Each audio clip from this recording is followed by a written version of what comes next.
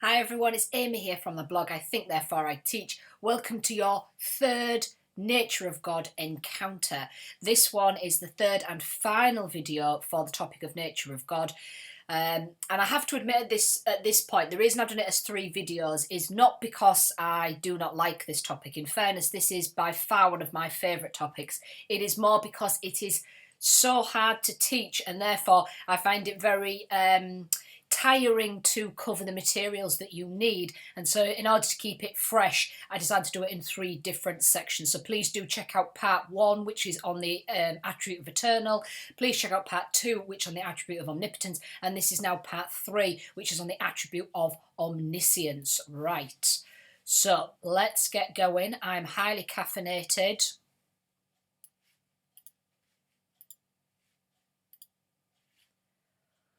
Attribute of omniscience, then, you need to know divine, timeless, everlasting. As I said in the first video on eternal, you need to make it clear. I use those terms, timeless and everlasting. You might use different terms, but basically the timeless is the Boethian perspective, the everlasting is the Swinburne perspective. So whatever words you use, make it clear to an examiner straight away that who you are using it for. So you can call it Boethius' omniscience or Swinburne's omniscience. That is fine. I find it easy though to make that further distinction there into timeless and everlasting. So the question then is, does God know the future as part of his omniscience? Omniscience, omniscience, think of it as all knowledge. So as part of God's all knowledge, does he know the future? That's the big question. That's the question that follows and surrounds all of the concept and the philosophical idea of omniscience.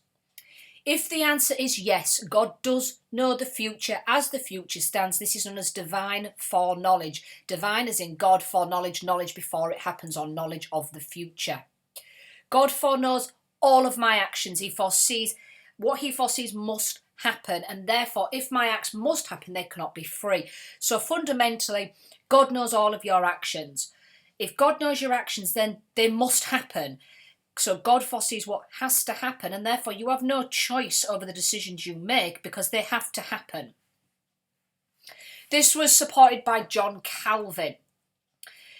He looked to the Bible to support his view from Ephesians. In love he predestined us. Predestination is the idea that before creation, God determined the fate of the universe throughout all time and space. So before you were even born, this is the beginning of time. God determined everything, the fate of the universe. For he does not create everyone in the same condition, but ordains eternal life for some and eternal damnation for others.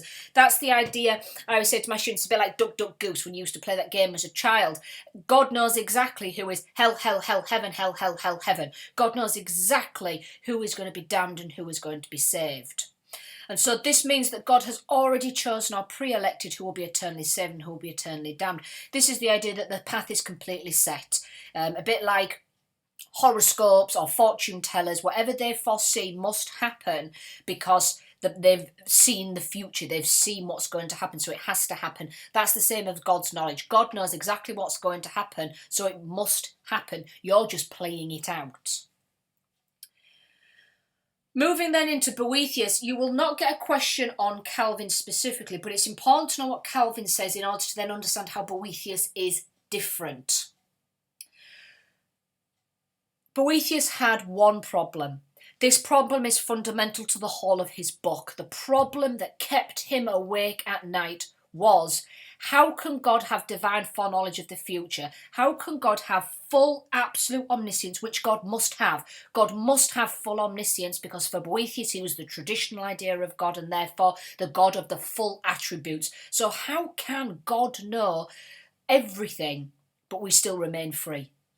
This was absolutely key for Boethius. We have to be free. We have to be free agents. And so this plagued Boethius.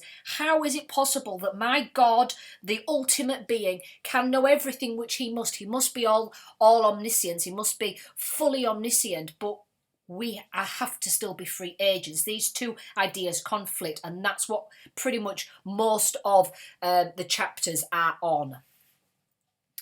He had a discussion with Lady Philosophy in book 5 and book 6 mainly in the Consolation of Philosophy. Now, as I said in the first video, the context of this is really, really interesting. Lady Philosophy is a fictitious character he created. He created her in prison. Boethius was in prison when he wrote this book. And so the name The Consolation of Philosophy is important because he's being consoled by philosophy. Lady Philosophy is consoling him. Now, you would think, oh, you're in prison, Boethius being consoled by Lady Philosophy. No, what she was consoling him on was that problem. That's all Boethius was thinking about. Not the fact he was about to put to death, not the fact that he was in prison. No concern to Boethius. What concerned him was, how can God have full knowledge and we have free will? He argues that there is a hopeless conflict between divine foreknowledge of all things and human free will. So really nice, hopeless conflict. Short quote, very effective. That quote really puts into words what he is going through, that it's an absolute hopeless conflict between God's omniscience and human free will. The question is, why are both of them things so important to Boethius? So that's what he then explains. He explains why God has to have full omniscience and why we have to have free will. So he works through these problems. If God knows the future of our actions, how are our actions therefore free? And if God sees everything in advance, we're talking about all our acts, plans, wishes, thoughts, choices, everything. God knows everything, because that's what omniscience is, everything. And God can't be fooled or deceived, then whatever God's providence foresees will happen. Providence is, again, knowledge of the future. What that point there means is that you can't fool God. There is no changing of your decision. There's no, for some reason, I've always given my students the example of breakfast. So I come into my kitchen and every morning I have shredders. And God knows this, God can see the future of me getting shredders. But then one morning I think, no, God, I'm going to trick you and I'm going to have Weetabix. No, God knows that. You can't fool or deceive God. You can't trick God, because then I'd have more power than God. I'd have more knowledge than God. No, God knows everything that is going to happen. This future cannot change. Otherwise, what God sees is just fallible opinion. We have fallible opinion. You could come into my kitchen and go, oh, well, she has Weetabix and she has toast and she has shredders, so it could be any of them. That's an fallible opinion. It's flawed. God has to know specifically. So God has full knowledge, but then we're not free. No, Boethius was not happy with this. So when you write this in an essay, and this is very, very important, you have to be clear that Boethius is not agreeing with this. Boethius is saying this is part of the problem, that God's knowledge has to be like this, but then because of this, we're not free, and he's not happy. He's not happy at all with that situation. So you can't, I've read many an essay in the past where students have then criticised Boethius to say that if God's providence can't be fooled or deceived, therefore God knows everything and we're not free. Yeah, no, that's the point Boethius is saying. That's the problem that he's got, that he keeps working through. So just be very clear in your language in your essays that Boethius is well aware of this problem and that he's trying to counteract it. So what was the answer then from Boethius? He said it's pointless to argue a predeterministic God similar to Calvinism. So this is where Calvin becomes important. He is not arguing a Calvinistic God perspective. Please remember, Boethius came a long time before Calvin. He is not responding to Calvin. Calvin came hundreds of years after Boethius. But what you can say is that he's trying to avoid this concept. He's trying to avoid the concept that God sets the path and we're just the puppets that are carrying it out. Whereby God has knowledge of all our actions, because it is pointless to reward and punish if we are not free and voluntary and therefore not governed by our own will. It's therefore unjust to punish and reward. That's the first reason he gives as to why we have to be free. So God has to have full knowledge, can't fool or deceive him.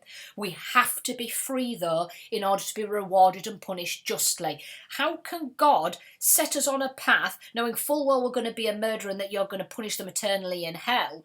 How is that any of that then fair? No, he said you have to still make the decisions over what you do. You have to still be able to govern your own behaviour so that reward and punishment makes sense.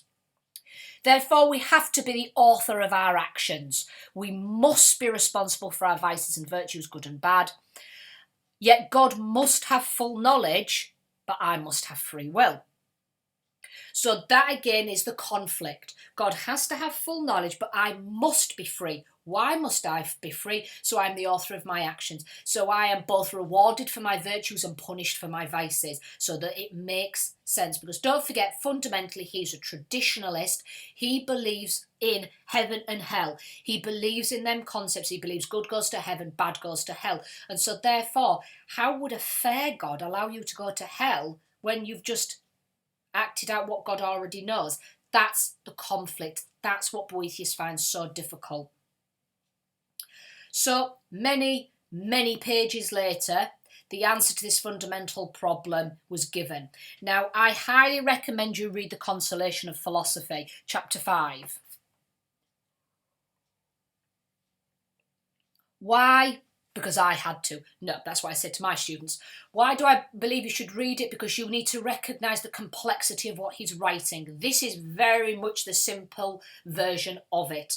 The actual text is extremely complicated, but you really get an understanding of where he's coming from and the thought process, the garbled problems that he's having, this, how he jumps backwards and forwards to how can God be fully omniscient? How can I be free? And so you really see how he's in this complete turmoil with Lady Philosophy as who he's discussing it with, and how she's trying to console him with this issue. So I do highly recommend you having a go at reading some of The Consolation of Philosophy, but we're warned it's hard. It's one of the hardest things I've ever had to read for this course. And it took me days. I had to break it up over so many times because I would read the same sentence over and over again and have no clue what he was talking about. I finally worked it out. So when I got to this point, when I finally got to the point where I'd followed everything about the vices and the author and the free choice and the fullness, and I got to this point and I thought, oh, he's leading up to the answer. The answer. How is he going to work out this problem? What is his answer going to be? When I got to that, I nearly cried. His answer is back to the first attribute. God is eternal. That's his answer to omniscience. I wasn't very happy. Let me explain how he made that connection. God's eternity, don't forget his eternity, is where is God in relation to us. So eternity for God is we are temporal, we are in time. God is eternal, which means separate, transcends. He is not inside of time, he is not affected by time, he is completely separate and sees all of time in one go. So it's very important that you go back to the first video if you haven't gone over eternal. So for Boethius, God sees everything in one glance. That idea of the screenshot of all of time together. So God's eternity, the way that he sees time as being outside of it, explains both his omniscience and our free will. So how? God does not see past, present and future, but all of time together as an eternal present. So we've already established that in the attribute of eternal. We've already said that God does not go down the line and goes, that's in the past, that's the present, that's the future. That's a temporal human timeline. That's how we see time. We see time as past, present and future. God does not. God just sees everything in one go. An eternal present. It's eternally present all in one go. And so I give the example of a cluster. You are welcome to use the cluster example in your exam, but be warned that it is my example. What I mean by that is you need to explain to an examiner how you're using it. You need to explain to an examiner how you are using this as part of your argument. They won't recognise it from a textbook or something like that. Basically, the cluster is like a rugby scrum. If you had all the players together, all together in this big circle, God could see them all the players together. And in that cluster, you have past, present and future all mingled in together. God still has full knowledge of all of time. God still sees everything in one glance. He just doesn't distinguish what's in the past, what's in the present and what's in the future. So that means that we can do anything we want in that circle. God just sees it all. He has no distinction between past, present and future. And so people often say, well, that's then not clearly fully omniscient. No, it is. He has full knowledge of time. He just doesn't recognise past, present and future. The question is, why should he? That's a human concept. You could argue that it still means that He still doesn't see everything and know everything because he doesn't know our understanding of it. Fine. But fundamentally, the definition of omniscience is all knowledge. He does have all knowledge of time. He just does not separate the past into the present, into the future. God sees all of time but does not distinguish what is in the past, present or future. God does not know events as in the past or the future, just the events themselves. God lives in an eternal present. All time is eternally present and never past or future. Now, you can again argue that just because we can do what we want in time and God doesn't distinguish past to present to future, God still sees it before we do. God still sees what we're going to do and behave. So how is free will really genuine? You can still argue that. Just be very careful in your criticisms that you make it clear that he's trying to avoid it, but then you can argue that he's not successful. That's fine. But fundamentally, how you understand this is by God is separate, sees all of time in one go, one glance, eternally present, which means it's all present all the time. No past, no present, no future. It is present in one go. And in that one go, all of time is there. Not like a line, not temporal. It's all together, mixed up into past, present and future, all jumbled together. So God has full knowledge of time, but we are in control of the events we do within that. So Boethius concludes that this is not knowledge of future events, but knowledge of a never-changing present. It never changes. The present is the present, and it never, ever changes. So the summary of Boethius then, he does not believe in divine foreknowledge, the idea that God foresees the future because he doesn't distinguish what the future is. He does not have knowledge of the future as the future stands. He just has knowledge of all time. So he does not believe the Calvinistic perspective. God does not know past, present and future. This is a human perspective on time and life passing. God just knows everything, including all history, in a single glance. This means that God is justified in reward and punishing us as we are totally free to decide our actions. In other words, God has eternal omniscience, but not divine foreknowledge, because this means God would determine our actions. We need to be the author of our actions, vices and virtues, in order to be rewarded and punished. God knows everything, but as a collective whole knowledge. Think of collective whole knowledge as like that circle, like that cluster idea. It's a collective whole knowledge, not what happens in past, present or future. Hopefully that makes a little bit more sense to you all now. If you do have questions about Boethius, pop them below, because it might be that you're not understanding it. It might be a good weakness against him. Aquinas, keeping the oldest together, he obviously is going to support Boethius to a certain extent, but when Aquinas, with this point, he goes more in the middle of an essay on omniscience, because he's kind of a bit of timeless, but he's also a bit of kind of everlasting. He's kind of a good in-between man, and you'll see why in a second. Oops, apologies. I thought there was something at the top there. God sees all things together and not successively. Successively means one thing after another. So he does not see things one thing after another. This means that God sees everything.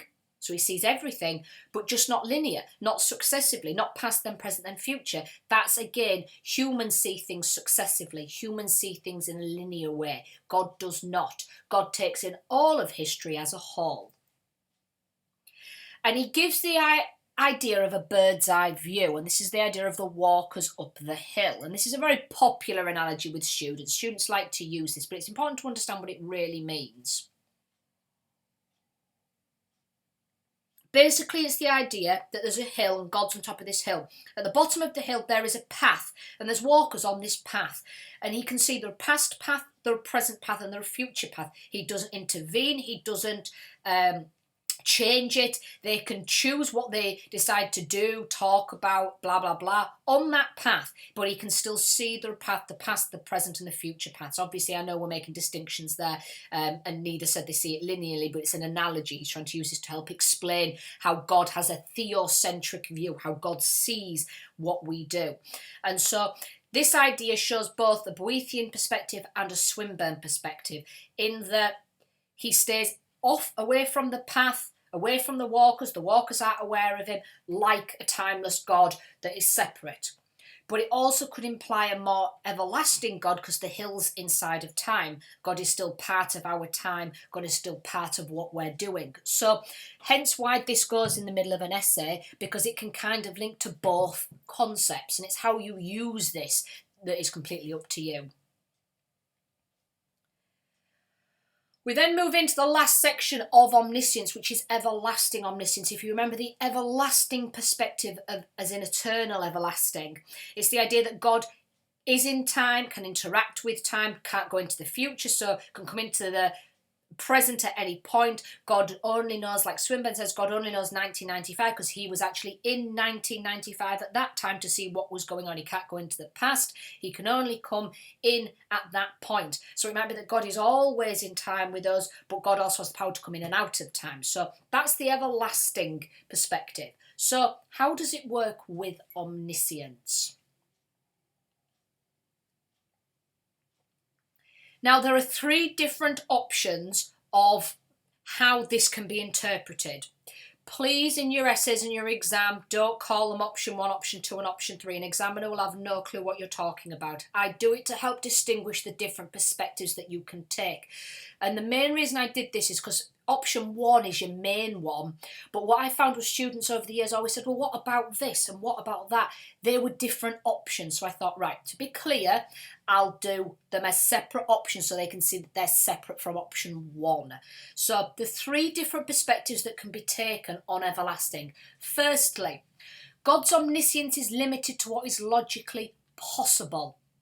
The future hasn't yet happened yet, so is unknown. And so therefore, it's not a lack of power. It's not a limitation of his omniscience. It's just impossible to know what does not yet exist. This is the Swinburne argument, which is where we're going to go on the next slide. This links in with his omnipotence argument in that God has the power to do everything, but the thing has to be something. Like we said in the previous video, 2 + 2 = 5 is not a thing, therefore God does not need to have the power to do it. The future is not yet a thing, so God does not need to have to know it. God is omniscient, which has perfect knowledge of what is occurred and is occurring. This means God's knowledge changes over time, and God can acquire new knowledge as time passes. The second option is God deliberately chooses to limit his own knowledge because of our human free will. So again, this is a bit like self-imposed limitation in omnipotence. This is the idea that God deliberately blocks off his knowledge so that we have free will. The third option is that God is aware of all possible choices. Shreddies, toast, no breakfast if I'm in a rush. He knows everything, every possible choice we could make, and it's our free decision to decide which one we do. So, using the options, this is then the people that go with those different perspectives. So the people that support option 1 is, of course, Swinburne in the coherence of theism. God does not know what will happen in the future because an omniscient being knows every true proposition. Don't forget, a true proposition is like an analytic synthetic statement. Analytic, true by definition, synthetic can be proven with evidence. And so God only knows those things. The future is not true or false until it's happened, so therefore an omniscient being does not need to know them. Option 2, God limits what he knows to preserve free will, similar to the self-imposed limitations on omnipotence as explored by Vardy and Macquarie. So whilst Vardy and Macquarie talk of omnipotence, you can make a link there to apply their views to omniscience, but they don't themselves, so just to be clear there.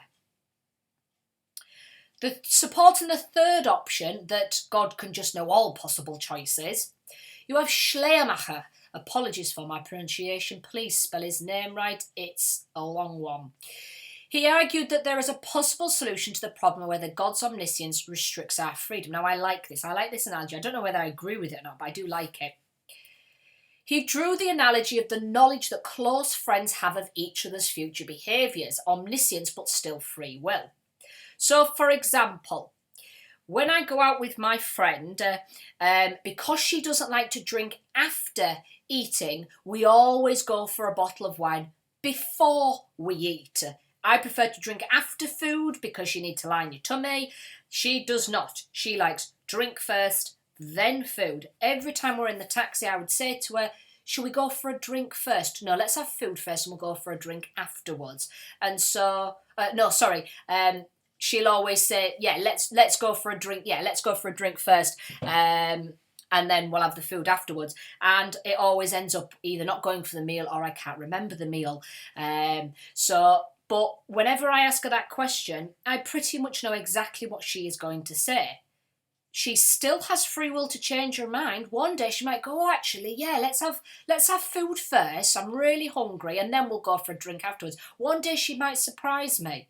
But my omniscience of her behaviours tells me that actually, no. I know her. I know her future behaviours. She is going to say, let's have alcohol first.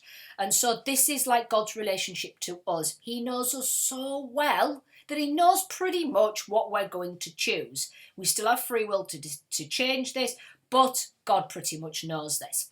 And so please don't use the example of me and my friend going out for food and drinks, because obviously it's my example and it doesn't relate to you. But try and come up with your own. You will have things that you always like in a certain way. And people, so think, the easiest one is always food. So think about, or drinks. Think about any really close friends that you have that you always go out for food with. Like if you go to McDonald's with them and you say to them, what would you like from McDonald's? And you know full well they're going to order, I don't know, a McFlurry, or they call McFlurries. Or you'll ask them and you know that they're going to have the vegetarian burger or whatever it might be. But you still ask them. They then still reply with what you were expecting. You have omniscience as a friend. They might one day go, oh, actually, no, I'm going to give up vegetarianism and I really fancy a chicken nugget. They have the free will to do that. Chances are they won't. Therefore, Schleiermacher is saying that this is comparable with God's knowledge of our actions. His knowledge does not force nor affect what we choose to do, and therefore we can be held morally responsible still. What it does mean, though, is that God knows all possible avenues and paths. He has an idea of which one we will choose, but like going to McDonald's, there's a whole menu, so there's lots of possible choices. You have an idea of which one they might choose, but there's still lots of choices there. So this is the idea that God knows all possible choices. He has an idea about which one you probably will pick because he knows you so well, but you still have the free will to differ from that. Louis of Molina also supports option 3. He says that God's omniscience includes all possibilities of the future. Augustine says God simply knows our choices, so we have to make them first and then God knows them. That's kind of linked to number 3 in that he knows all the choices we could make. It also maybe links more in, in the other areas, but mainly in 3. And again, I got students to look at the problems of these views. And again, what would Boethius call this? Boethius would call this fallible opinion. God has to know. Humans have that ability. Humans have the ability to know all possible futures. Humans have the ability to know everyone's possible choices. Finally, then, the philosophical problems with each of these areas. If you get a question in the exam that talks about the philosophical problems, it just is because it's in philosophy, so it just means the topic itself. Philosophical problems often raise rhetorical points that you're not necessarily meant to answer. You're meant to just raise them and discuss them, but not answer them. So, the philosophical problems with divine foreknowledge. The problem is, so this is the Calvinistic idea, how can we be held responsible for our actions? How can we be judged evil and therefore punished if we haven't had free will and we're just going along this path and doing what God already knows? God's the puppeteer, God's the Sims master, we're just acting it out. And does this not make God responsible for suffering? And you can link this to the Epicurean hypothesis that God's all-powerful and all-loving and can see everything in the future. Why on earth does he not stop it, intervene, change it, etc.? Boethius' omniscience. Can God really know everything if God doesn't know what it's like to change? So God can't change, God still remains outside of time.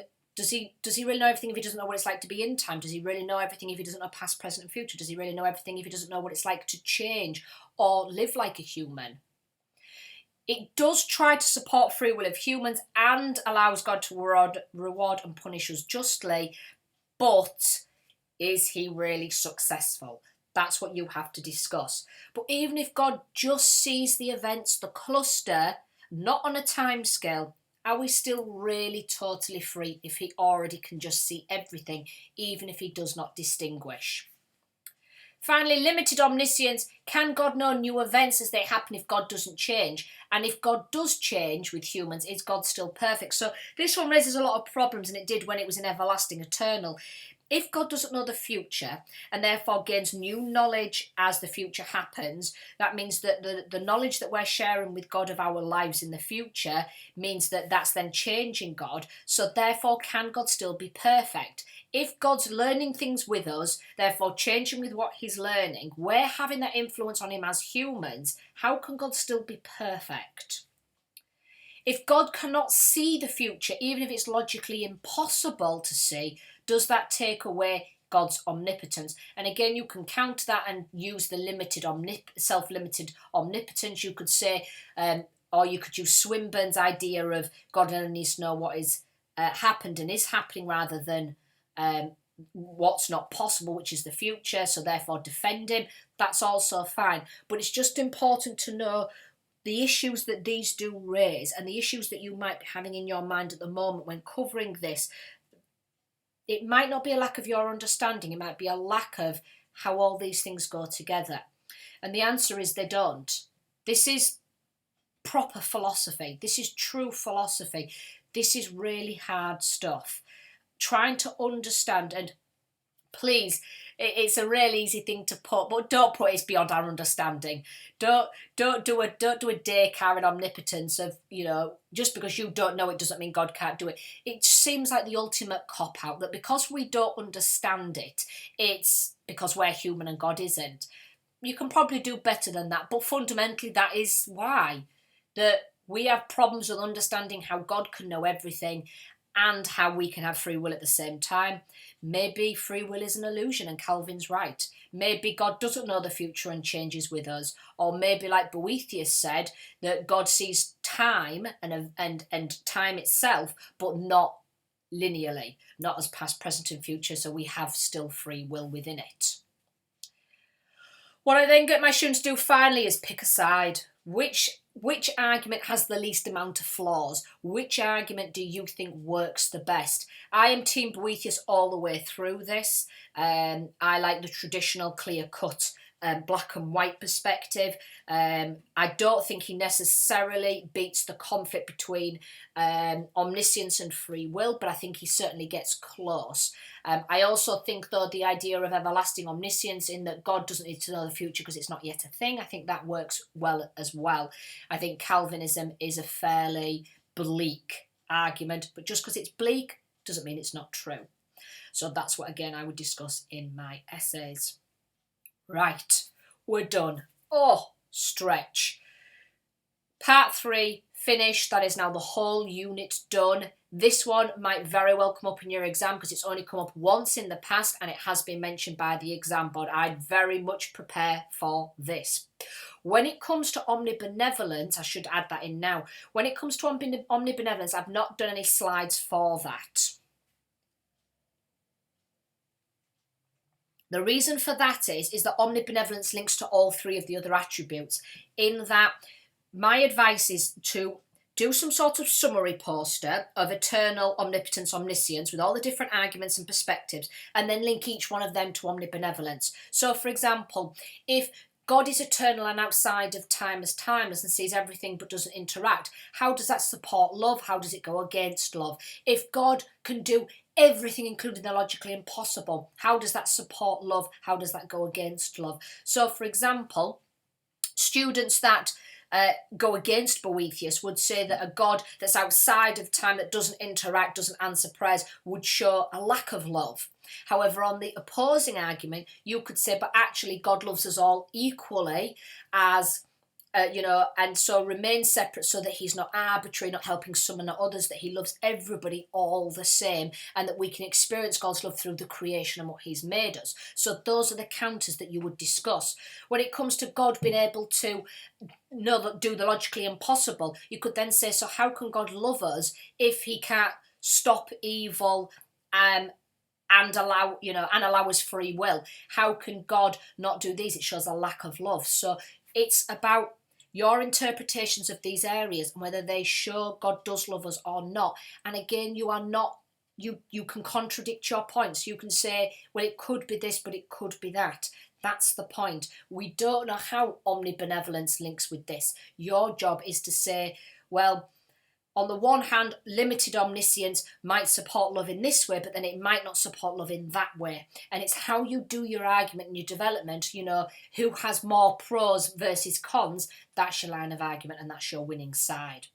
If you do have any questions at all, this is a tough one, please post them below and I'll try and respond. Otherwise, give me a thumbs up if you have found this useful. Don't forget to subscribe as well so that you do not miss out on any future videos coming up to your exams. And otherwise, bye for now, everyone.